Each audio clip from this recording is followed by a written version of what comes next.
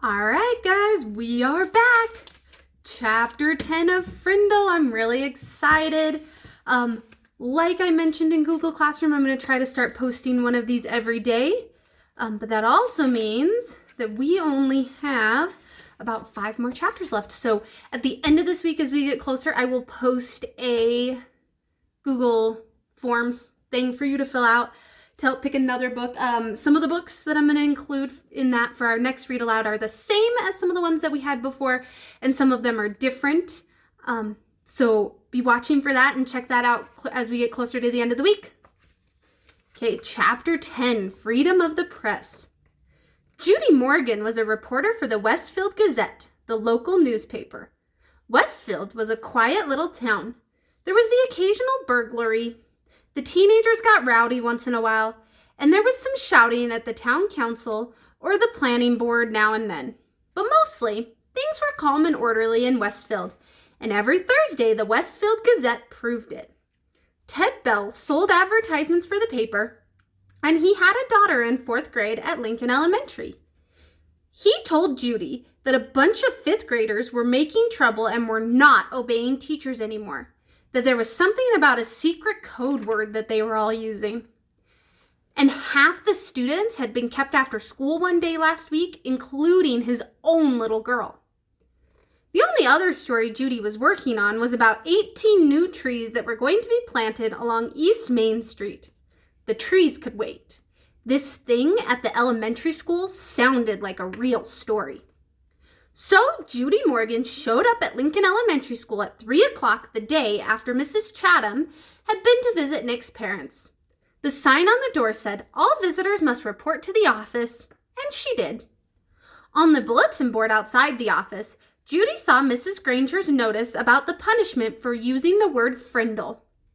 She stepped back 2 paces, aimed her camera at the notice, and snapped a picture.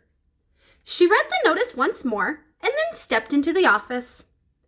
Mrs. Freed, the school secretary, looked up and smiled. "May I help you?" "Yes, I'm sure you can. My name is Judy Morgan, and I work for the Westfield Gazette.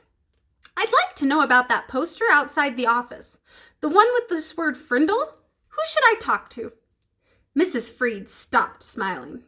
She was sick and tired of anything to do with that word. For the past week, her phone had been ringing off the hook. If it wasn't a parent complaining about a child who had to stay after school, it was someone from the school board trying to get in touch with Mrs. Chatham or Mrs. Granger. Mrs. Freed pursed her lips and narrowed her eyes. She said, "You'll have to speak with the principal. Let me see if Mrs. Chatham is free." She was. There isn't a principal alive who won't find the time to talk to someone from the local newspaper. The reporter was invited into Mrs. Chatham's office. Judy noticed right away that the principal was not comfortable talking about this stuff. When asked about the poster outside the office door, Mrs. Chatham laughed and said, "Oh, that? It's nothing really. Some kids have been playing a prank, and it was time to put it to a stop." The principal's laugh sounded phony to Miss Judy Morgan. "And did that notice put an end to the prank? I heard that a lot of children were kept after school last week. Would you tell me a little bit about that? Parents would like to know what's going on." Mrs. Chatham looked like a kid who'd been sent to the principal's office. She squirmed a little in her chair and tried to smile. She said, "Well, we do still have a little problem, but it's under control. Mrs. Granger may have overreacted a bit. I don't think the children have really been trying to be disrespectful. They're just having some fun, and it's more like a difference of opinion." And then Mrs. Chatham went on to tell the reporter what she knew about the word Frindle and how it had become popular among the students. Judy Morgan took careful notes. And when the principal was finished, Judy said, "Would you mind if I asked Mrs. Granger a few questions?" Mrs. Chatham said, "No, not at all." But Judy could tell that the principal wished she would just go away. What could she say, though? Mrs. Chatham couldn't very well keep the reporter away from Mrs. Granger because, after all, America is a free country with free press.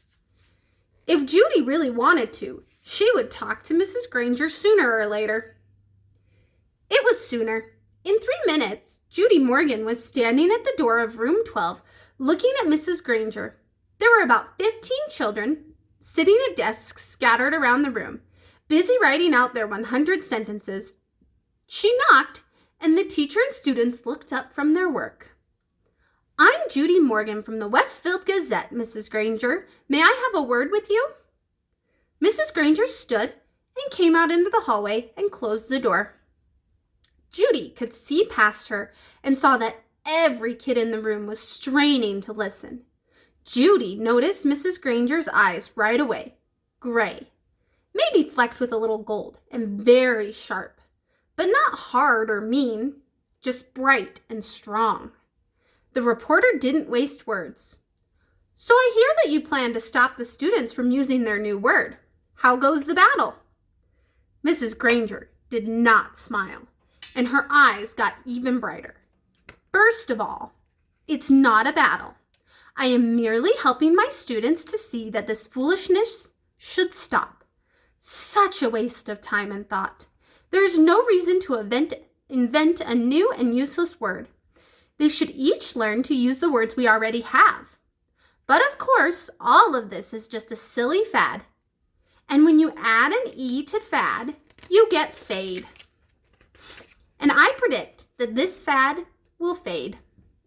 Judy looked up from her notepad and asked, "Any idea how it all got started?" Mrs. Granger's eyes seemed to almost catch on fire at that question, and she said, "Yes, I have a very good idea how it all got started. It was one young man's idea, a 5th grade student named Nicholas Allen.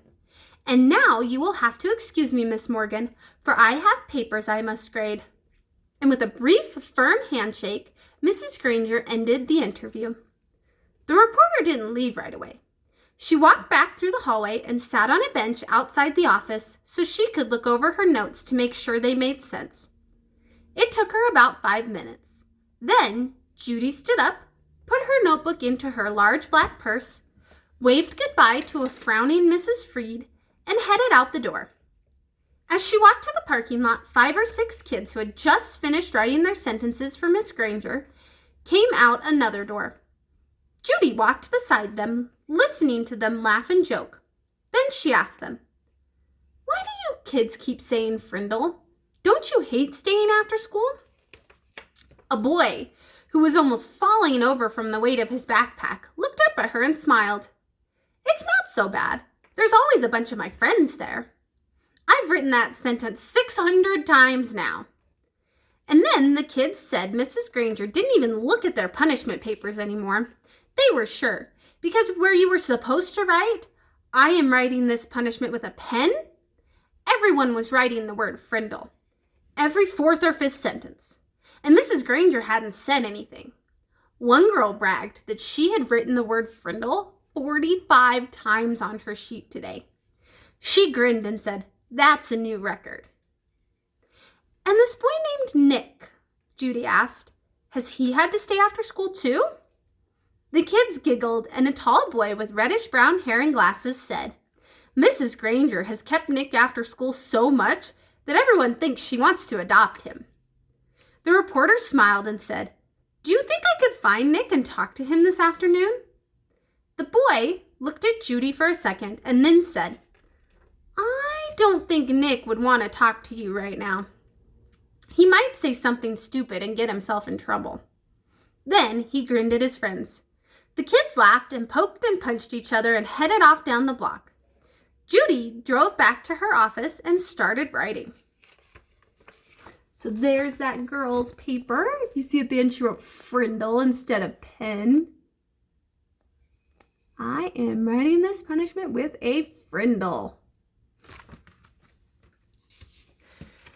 The next morning, a brown envelope arrived at the Gazette offices addressed to Judy Morgan, and below her name was written, Frindle Story. When Judy opened it, there was a class picture, the 5th grade at Lincoln Elementary School. Mrs. Granger and the 6 other teachers were standing at the ends of the rows, and the kids were dressed neatly, hair all combed. But there was something odd about this picture. The reporter looked closely and saw that each kid was holding up a pen, and each little mouth was puckered in the same way. She was puzzled for a second, and then she said softly, "Of course, they're all saying Frindle." Written on the back of the picture in neat cursive was 3rd row, 5th from the left. Judy looked at the picture, and there she saw the same grinning red-haired boy with glasses that she had talked to in the school parking lot yesterday. She chuckled and said, "Well, well, well. Pleased to meet you, Mr. Nicholas Allen." Okay, that is it for today. Be on the lookout for tomorrow when we do chapter 11.